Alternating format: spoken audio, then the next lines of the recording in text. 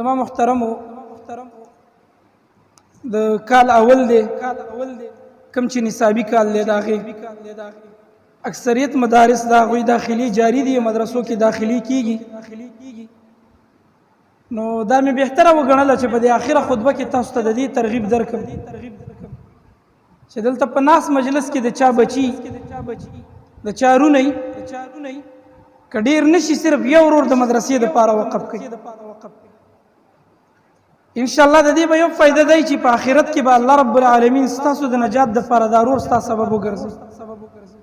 او بله دا چې په دنیا کې به الله رب العالمین د دې د خیرونو نه تاسو نه محروموي په هره مدرسه کې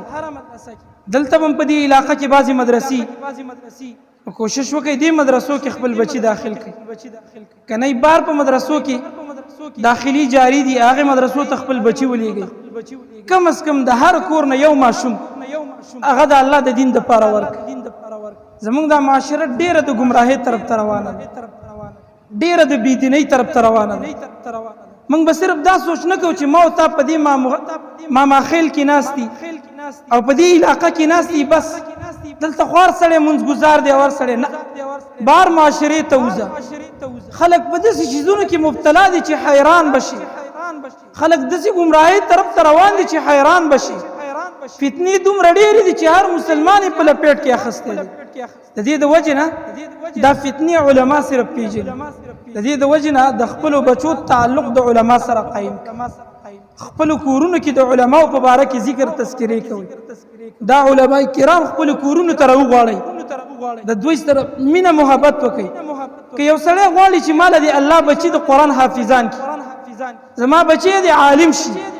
زما بچی د قرآن قاری شي شیخ الحدیث دي شي مفتی دي شي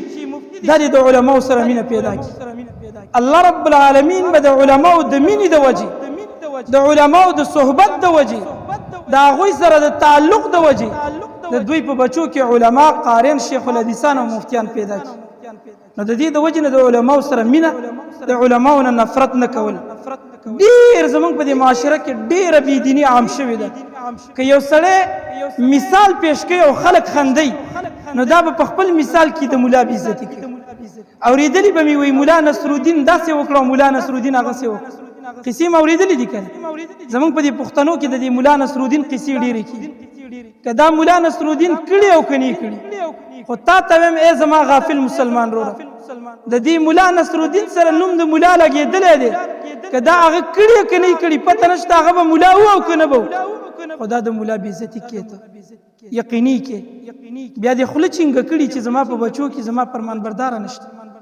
بچي مې باغیان دي بچي به دې داسې اعمال وکړي چې په معاشره کې به خلکو ته د سترګو د مخامخ کولو قابل پاتې نشي دا وجه ده چې تا د الله د اولیاو سره دشمنۍ شروع کړي د هغوی سره کینې او بغضونه شروع کړي دي د هغې په بنیاد باندې الله درته بچي لیولي نو د دې د وجې نه د علماو بېعزتۍ نه ځان وساتئ زموږ په دې زمانه کې په دې موبایل کې به تاسو ګورئ ډېر شاعران داسې شته که هغه خپل شعر ښایسته کول غواړي او خپل شعر په دې خلکو کې چلول غواړي نو دا به په شعرونو کې د ملا بېعزتي کوي نه زما محترمه د علماو قدر وکړئ د علماو احترام وکړئ والله چا چې د علماو بېعزتي کړې ده عبدالله ابن مبارک رحمه الله فرمایي من استخف بالعلماء چا چې د علماو بېعزتي کړې ده حتی کې کړې ذهبت آخرته الله رب العالمین د هغوی آخرت تباه کړی دی د علماو د بېعزتۍ نه ځان وساتئ که خبرې کوئ احترام سره د علماو سره خبرې وکړئ علما کرامو سره که څه معاملات کوئ ډېر په ادب او احترام سره یې وکړئ او دا ادب او احترام تاسو د عالم د ذات د وجې نه کوئ د الله د وجې کوئ چې الله رب العالمین تا دې عالم ته په سینه کې کلام اچولی دا ستا د نبي د احادیثو حافظ دی ستا د نبي وارث دی د دې د وجې نه د دې قدر کوو الله ډېر غیرتي ذات دی چې موږ د علماو قدر وکړو الله رب العالمین به زموږ عزت هم زیات کړي زموږ قدر به هم زیات کړي صحیح ده که نه انشاءالله نور به د علماو قدر کوو که نه الله رب العالمین نه دعا ده چې الله رب العالمین دې موږ ته توفیق راکړي چې د خپلو علماء کرامو سره مینه پیدا کړو د خپلو علماء کرامو قدر وکړو اقول قولي هذا واستغفر الله لي ولكم ولسائر المسلمين فاستغفروه انه هو الغفور